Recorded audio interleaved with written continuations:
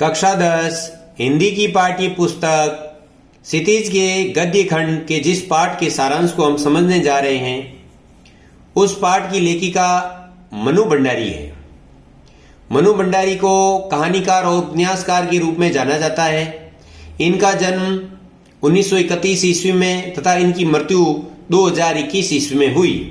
इनका जन्म मंदसौर मध्य प्रदेश में हुआ। इन्होंने हिंदी में एमए किया तथा प्राध्यापिका के रूप में मिरांडी हाउस कॉलेज दिल्ली में इन्होंने अपनी सेवाएं दी। इनके प्रमुख कहानी संग्रह में एक प्लेट सैलाब, मैं हार गई, यही सच है, त्रिशंकु आदि प्रमुख हैं। इनके उपन्यासों में आपका बंटी, महाभोज आदि प्रमुख रहे। प्रस्तुत पाठ एक कहानी यह भी है, इनकी आत्मकथा का एक अंश है। यद्यपि उन्होंने अपनी संपूर्ण आत्मकथा नहीं लिखी, परंतु उनके जीवन में महत्वपूर्ण पड़ावों, जीवन को प्रभावित करने वाली घटनाओं को उन्होंने एक कहानी यह भी है के माध्यम से लोगों के सामने प्रस्तुत किया।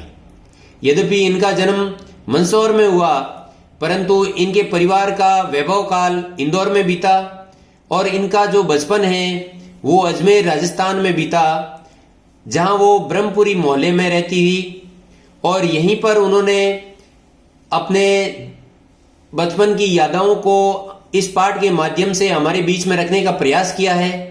ये बताती हैं कि उनके परिवार में कुल 5 भाई बहन थे, जिनमें 2 बहनें उनसे बड़ी और दोनों भाई भी बड़े थे और ये परिवार में सबसे छोटी थी।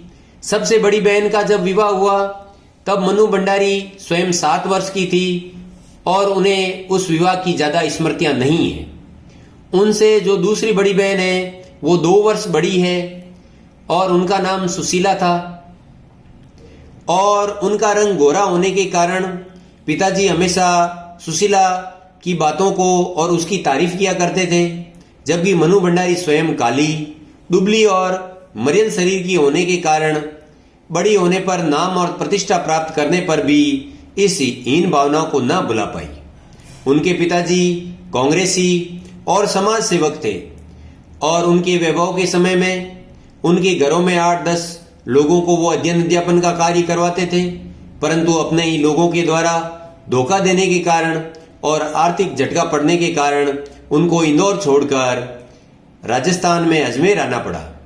मनु भंडारी की मां अनपढ़ परंतु सहनशील महिला थी और वह हर समय परिवार के लोगों की सेवा में लगी रहती थी। मां के ऐसे समर्पण के आचरण को देखकर भी मनु भंडारी पर उनका ज्यादा प्रभाव नहीं पड़ा। उनके जीवन को प्रभावित करने वालों में उनके पिता का आचरण और उनकी प्राध्यापिका शीला अग्रवाल ने ही उन्हें अधिक प्रभावित किया।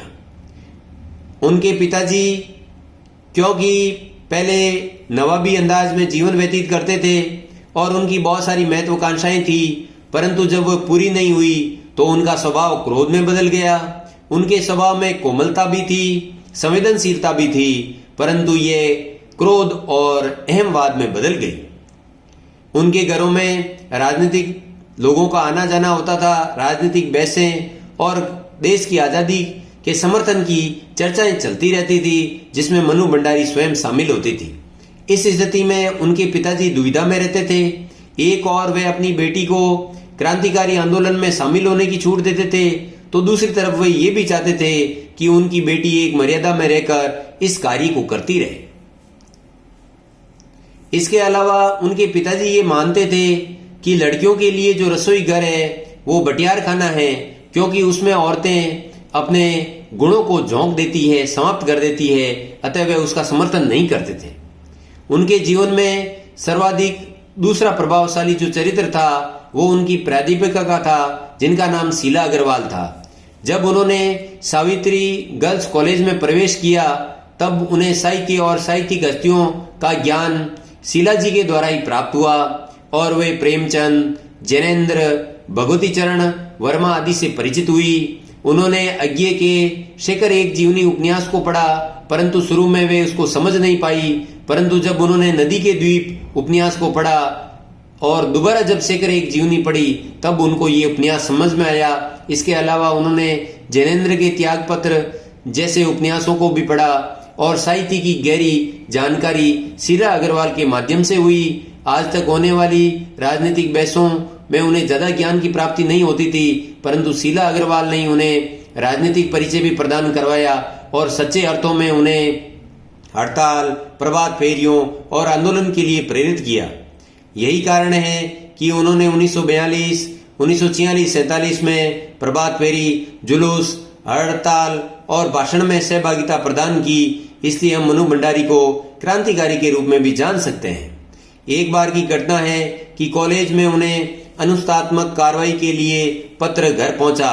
जब पिताजी को ये पता चला तो वह बहुत गुस्सा हुए, परंतु जब कॉलेज में जाकर उनको पता चला कि मनु भंडारी और दो अन्य साथियों के आधार पर ही सारा कॉलेज संचालित हो रहा है और वो देश की क्रांतिकारी आंदोलन में सक्रिय रूप से भाग लेते हैं, तो पिताजी जो पहले क्रोधित हो रखे थे फिर शांत हो गए, क्योंकि वो यही चाहते थे कि उनकी बेटी भी एक क्रांतिकारी बने।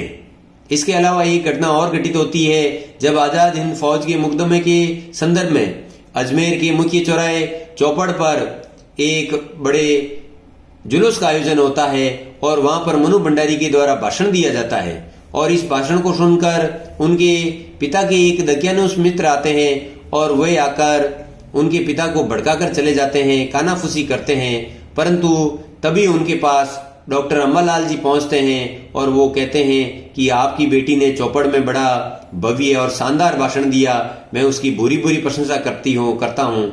मनु भंडारी कहती है कि आज जब मैं इतनी बड़ी हो चुकी हूँ तो मुझे ये समझ में नहीं आ रहा है कि शायद डॉक्टर अम्बालाल जी ने मेरी झूठी प्रशंसा की अथवा उस समय क्योंकि महिलाओं को भाषण देना एक सामान्य गतिविधि नहीं होती थी, इसलिए उन्होंने मेरे पिताजी के क्रोध को शांत कर दिया। मेरे पिताजी भी यही चाहते थे कि प्रत्येक व्यक्ति में एक विशिष्ट व्यक्तित्व का विकास होना चाहिए, उनकी ये यश लिप्सा थी, परंतु वे ये भी चाहते थे कि एक बालिका होने के नाते वो अपनी मर्यादाओं के अंदर रहे। बचपन की याद करते हुए मनु भंडारी कहती है कि वो बचपन में सतोलिया, लंगड़ी टांग, पकड़म पकड़ाई, गुड्डा गुड्डी के ब्याह और लड़कों के साथ गिल्ली डंडा और पतंग आदि उड़ाने के खेल खेला करते थे। और उस समय की चर्चा करते हुए वो बताती हैं कि उस समय विवाह के लिए लड़कियों की 16 वर्ष की उम्र को योग्यता और 10वीं कक्षा पास को उच्च शिक्षा मान लिया जाता था। यही कारण है कि उनकी बड़ी बहन सुशीला का विवाह 16 वर्ष की उम्र में हो गया और वो कोलकाता चली गई। और मनु भंडारी स्वयं के बारे में कहती है कि उनका विवाह भी राजेंद्र यादव के साथ हो गया। इस प्रकार एक महिला के रूप में सशक्त क्रांतिकारी और स्त्री पुरुष के द्वंद्व के बीच में अपने जीवन के चरित्र को बताते हुए अपने जीवन को प्रभावित करने वाले कारकों में उनके पिता के आचरण और शीला अग्रवाल के माध्यम से अपने जीवन का महत्वपूर्ण परिचय प्रदान किया है। धन्यवाद।